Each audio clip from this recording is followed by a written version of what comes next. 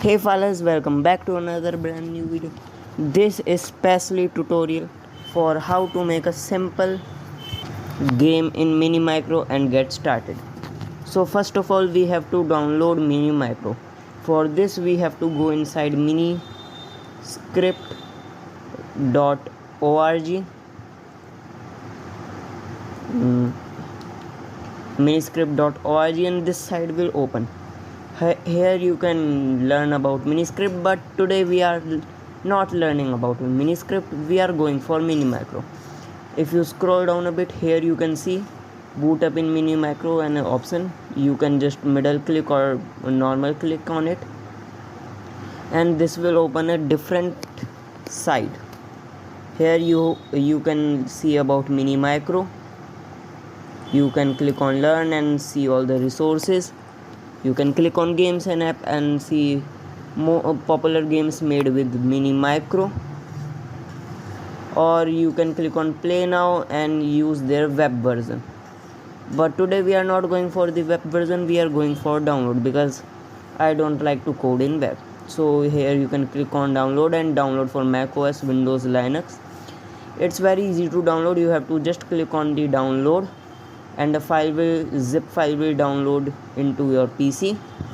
And then for Windows it's just exe, and for Linux it's again just an application that you can just double click to open.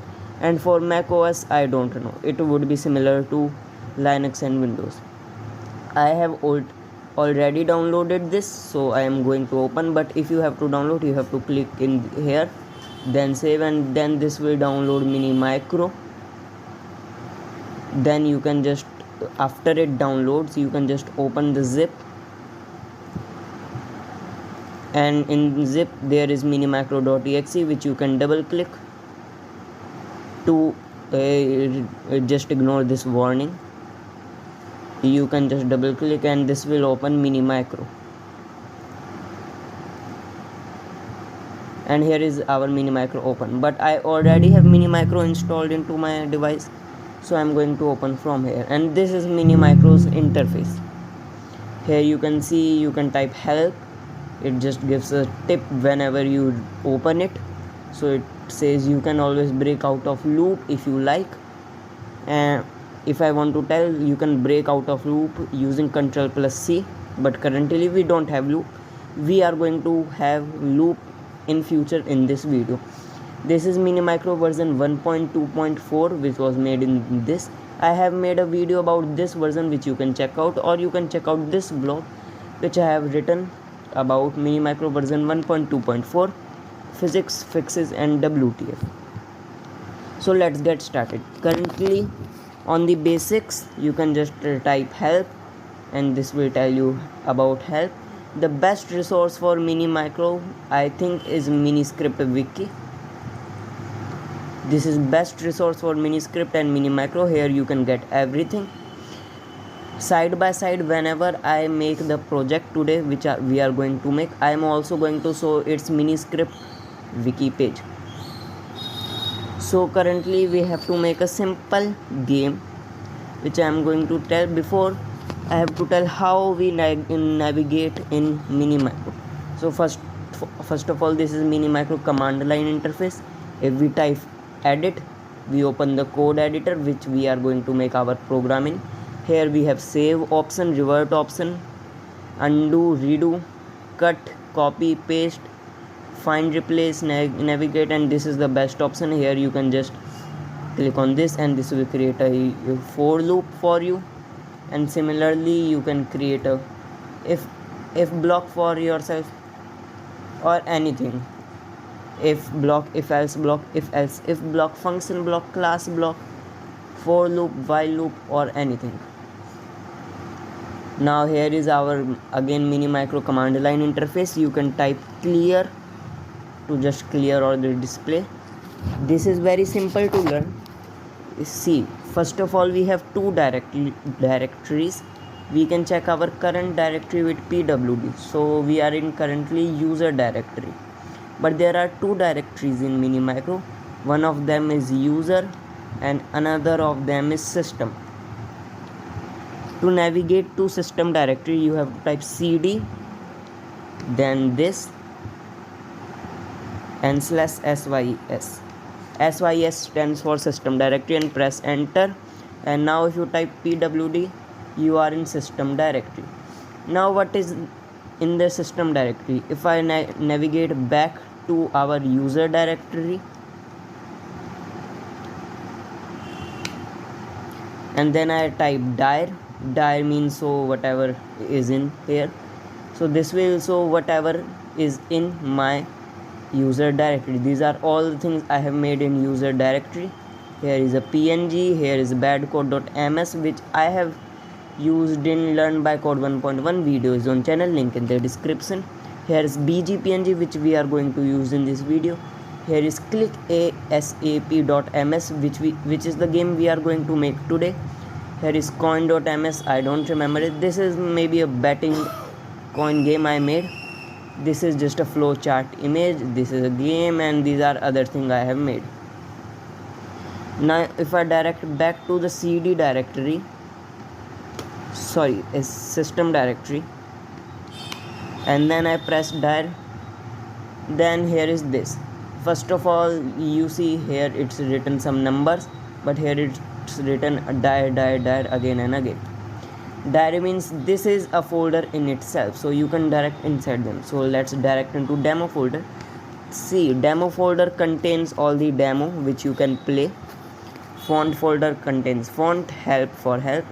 Library contains all the library which we are not going to use in this video, we are going to use in future video. Pix contains all built-in png which you can use. We are going to use one of these today. Sound contains built-in sound, and startup.ms and tips.txt is topic of different video. So let's navigate to demo,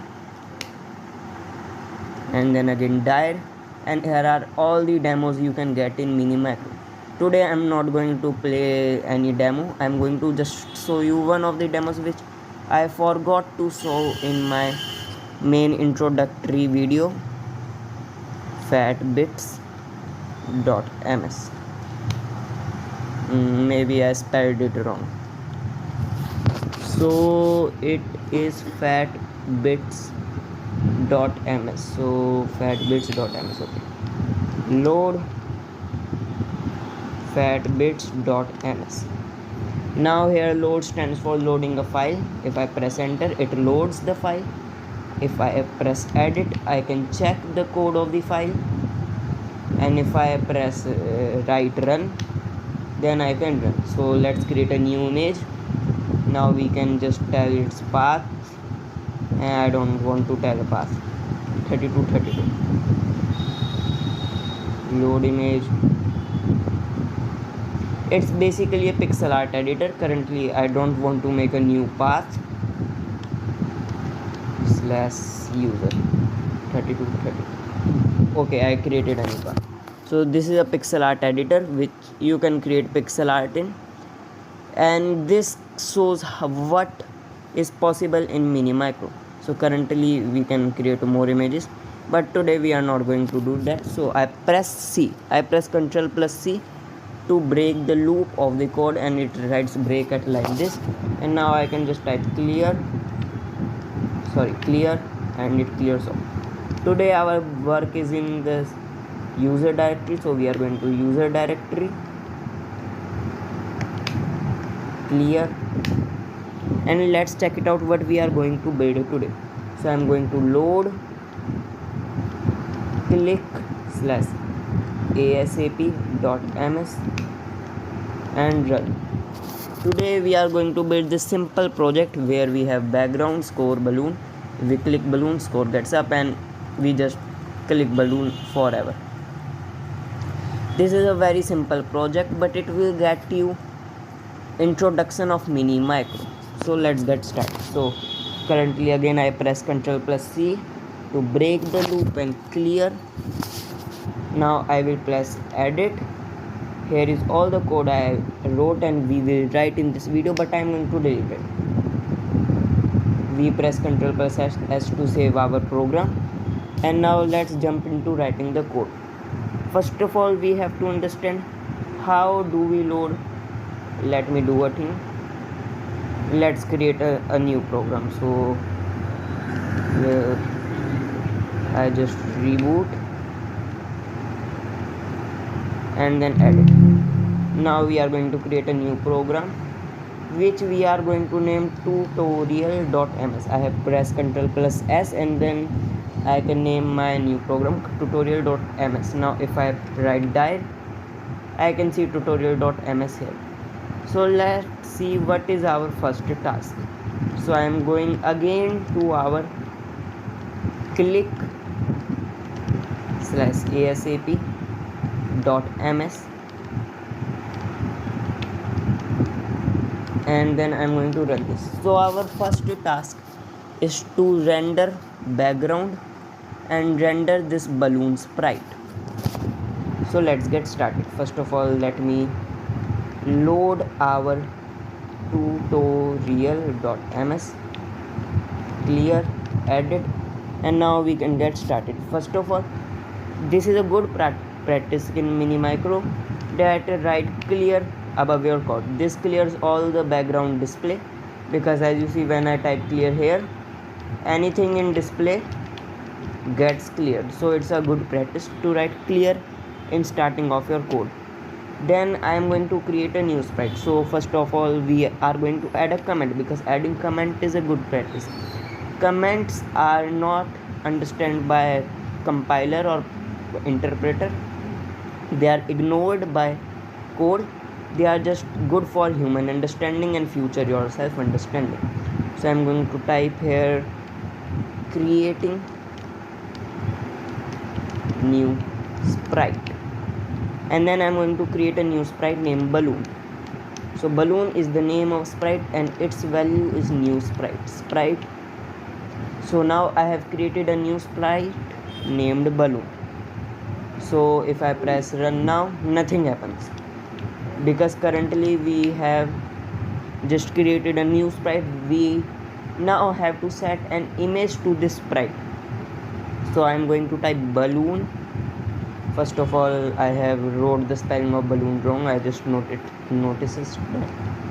And then I'm going to type balloon dot image is equals to file dot load image this.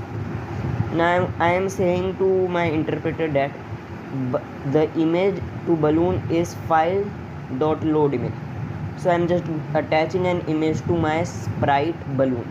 But what image I want to attach? For this I am going to press run. Currently nothing happens.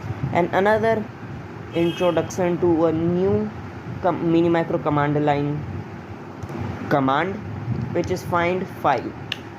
If I press this, I guess I get this UI where I can see both user and system directory. So our balloon is saved in system directory. So I go to system directory, pics, and here somewhere is balloon image. You can pick anything you want. You can just take a block or something like this, or color or dart or anything else you want, but we are going to pick balloon for this project. So we click on select and we get the path of our balloon.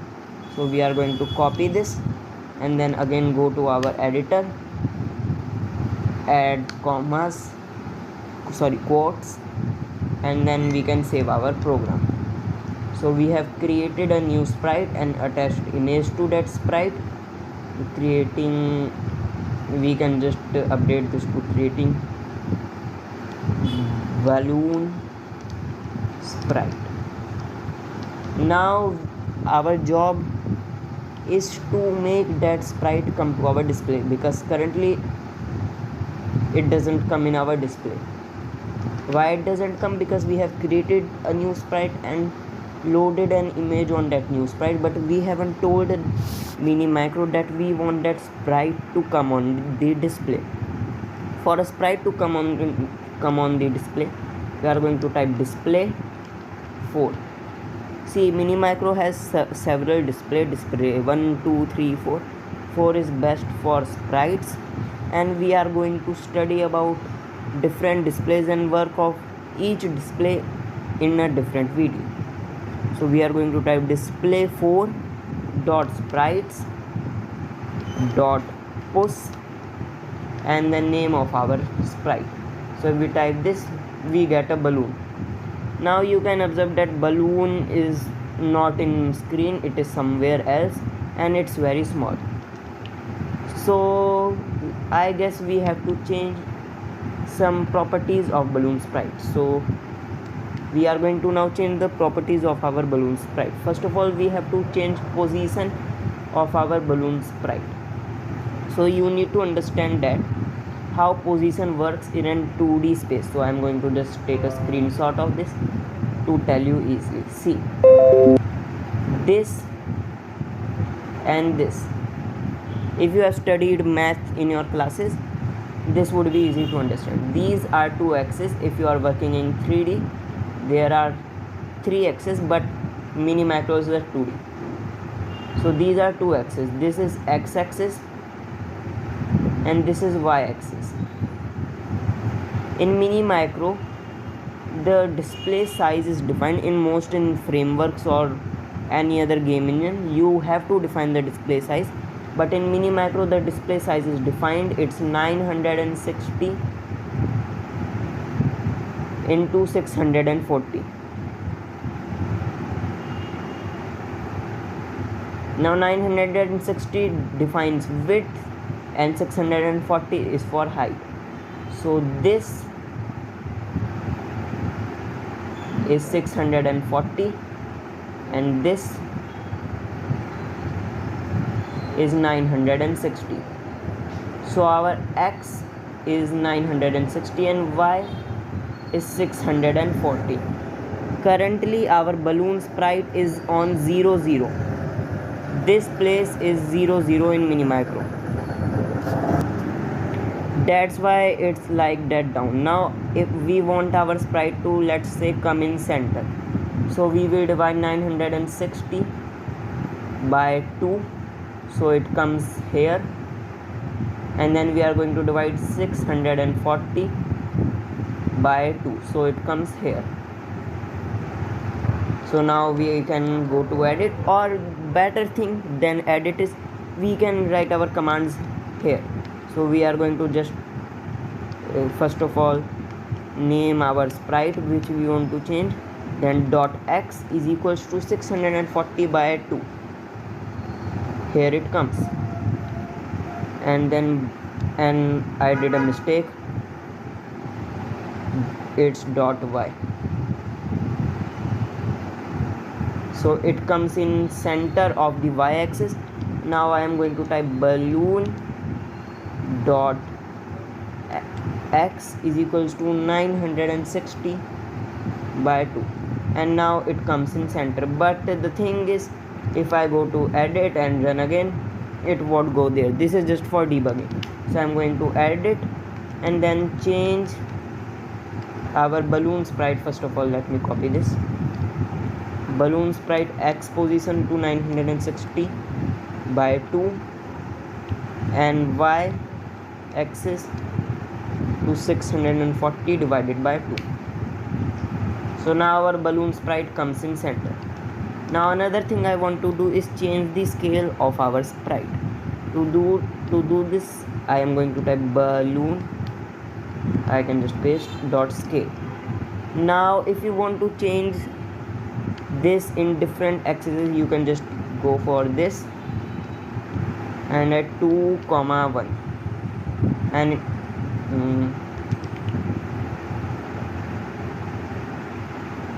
2,1.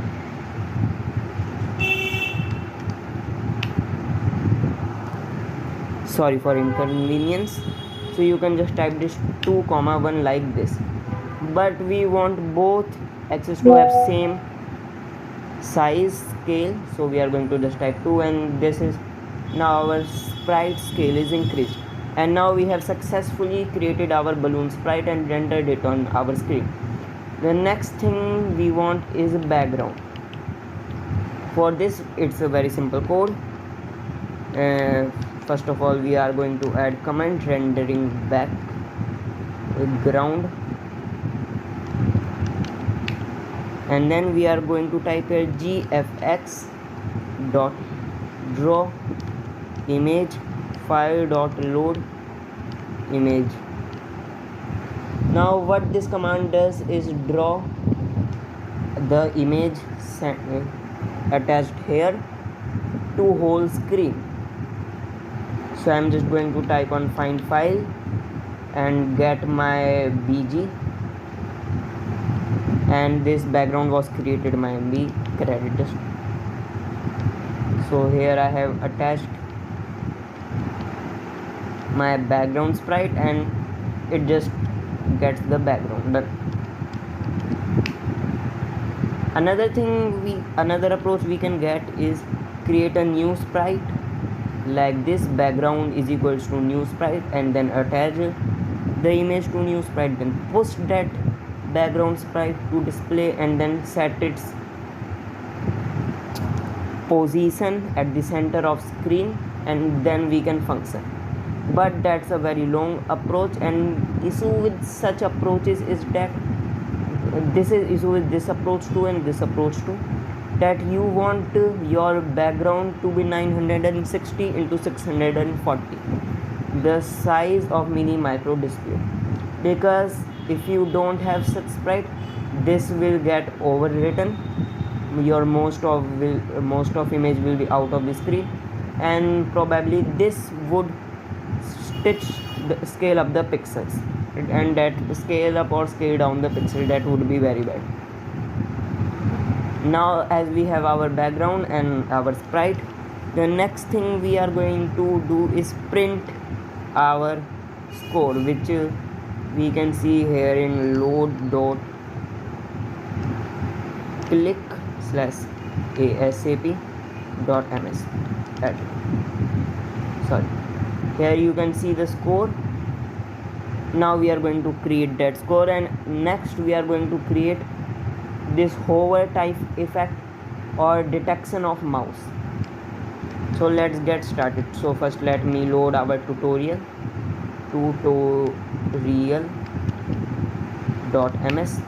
edit. Now we are going to write here, first of all we can just do print and then score, but we are not going to do that because we need to print this in text display. So we are going to do text.print, and then we are going to type score. Another thing we are going to do is create a score variable. First of all let me define a command score,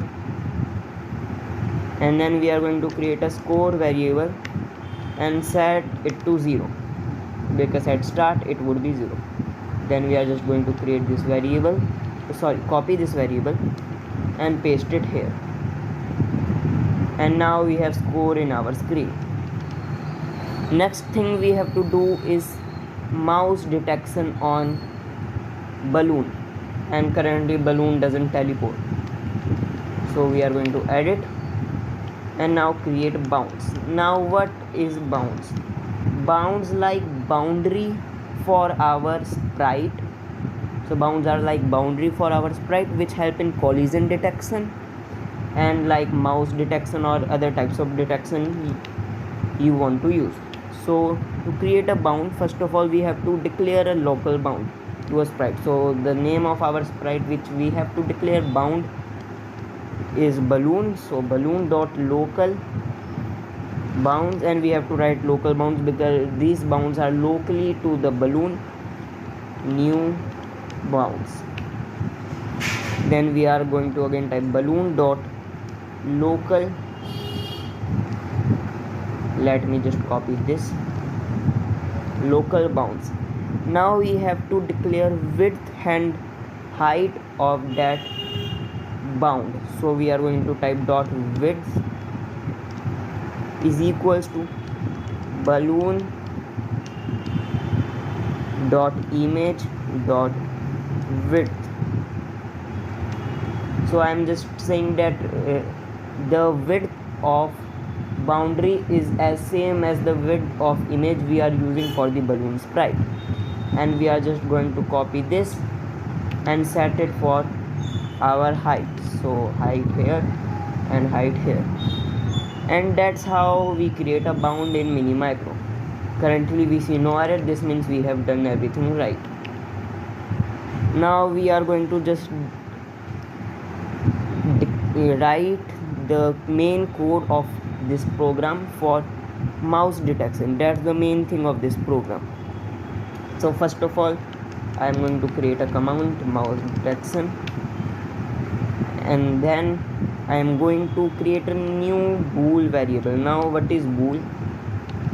Bool is a data type of variable which can have either two values, true or false. So when I create was down variable with the value of false, I have created a bool variable, and bool variable can only have value of true or false. Like this, here we have created a int variable, and int variable can only have values of 1 2 3 4 or -1 -2 -3, any number, but not decimal, because decimal is referred for integer.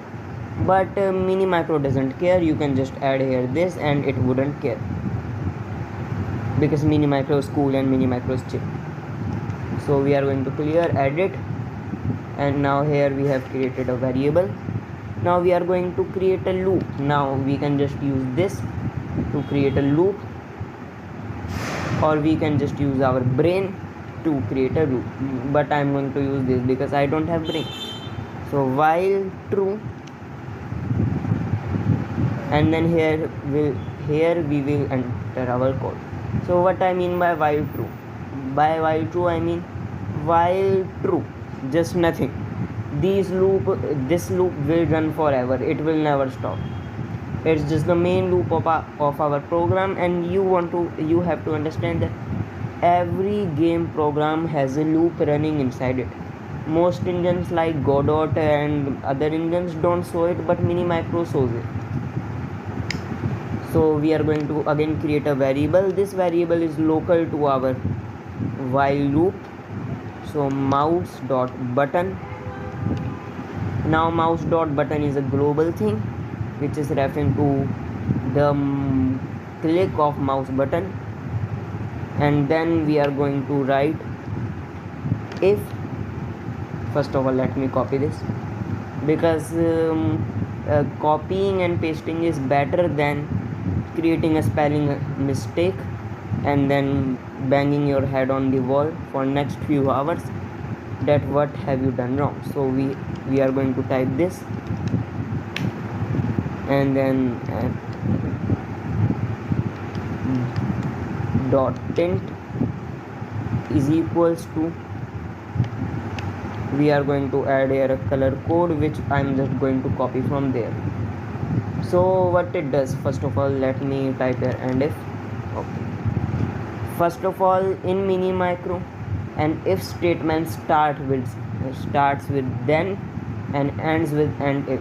This is thing to notice, because in like Godot you have to do this to create a if statement, and there are other things that you have to do in other programming language to create an if statement, but in Mini Micro it's simple.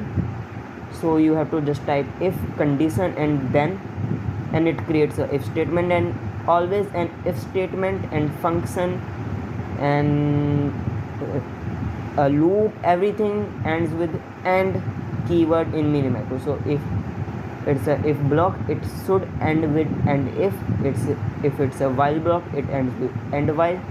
And you can see here, if it's a for loop, it ends with and for.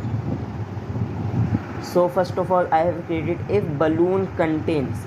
So balloon is our sprite, contains mouse is just this pointer, then balloon.tint. Now tint is again like this properties, x y scale, but it's for color changing. So first of all, I am going to go again in our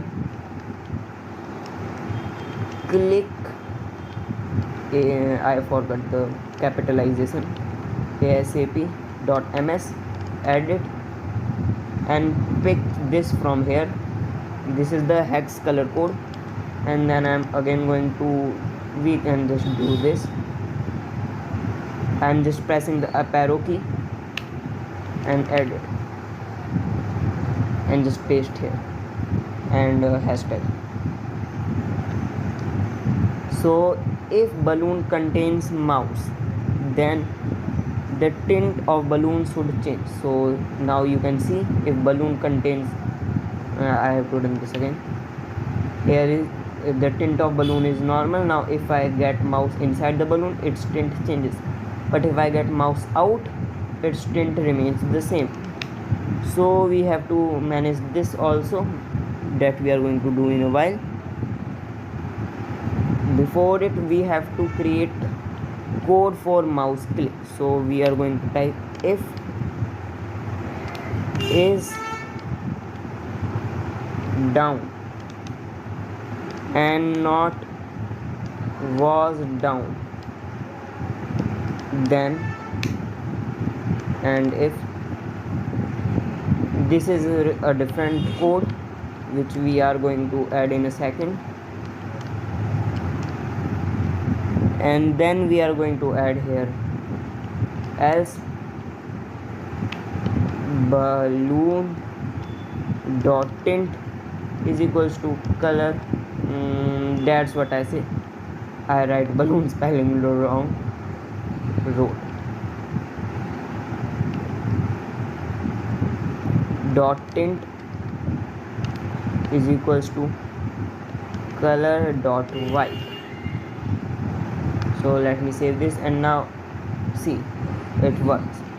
What have I done here is, if balloon contains mouse, then change the balloon color to this or tint to this, and just ignore this all stuff.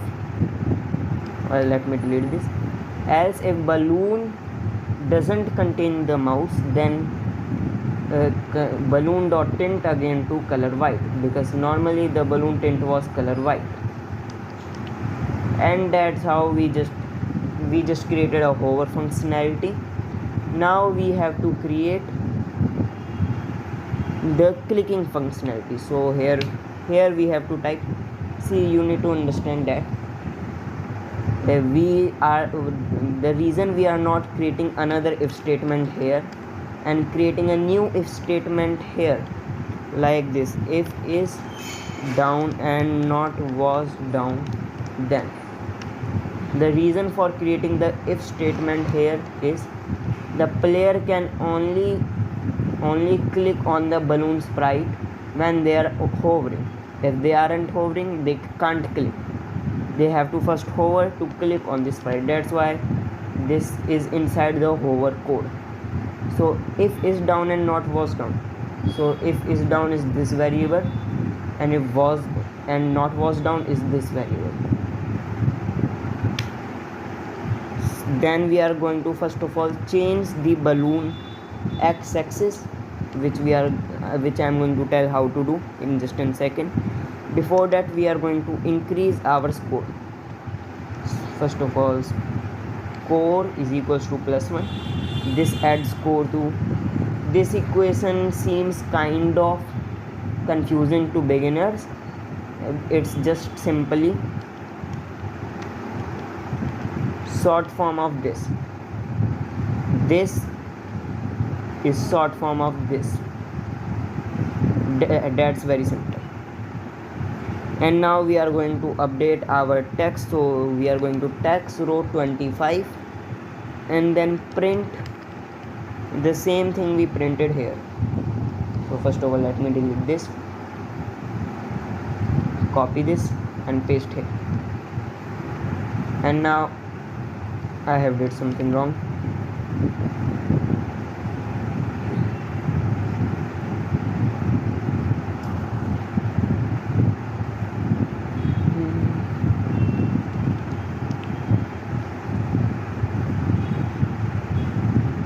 There is something wrong with this code.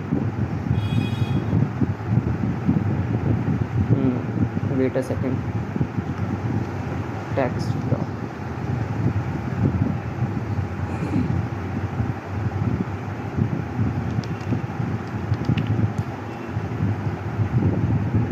The issue is that we haven't, we are clicking, but we are clicking forever because we haven't updated these bool variables.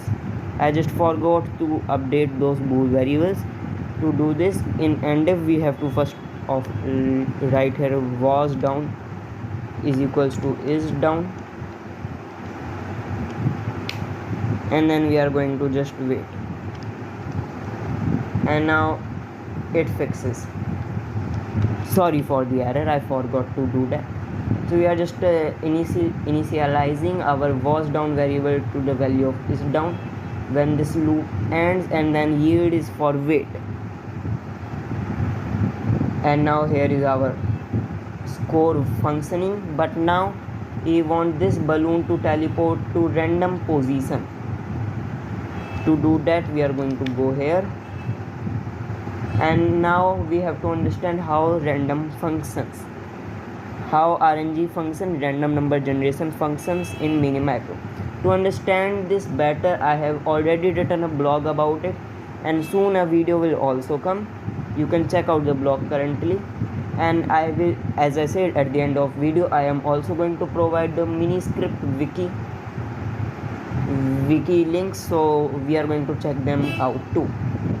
So here first of all we are going to type, but first of all let me copy this balloon.x and balloon.y, because we are going to change the value of both y and x axis, and then we are going to type here RND into 960 and RND into 640. Now if you aren't understanding this what I am doing, just wait a second, it's easy, I am going to tell.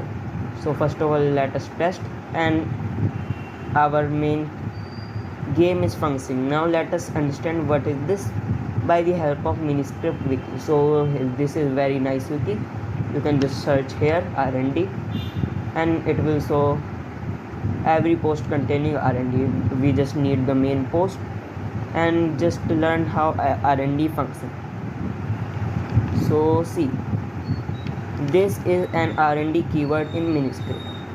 This keyword randomizes value between 0 to 1. So by default this gives output of random value between 0 to 1, which you can see there. RND generates a pseudo random number between 0 and 1, including 0 but not including 1. So every time it generates 0, because it doesn't generate 1 because of the ceil function.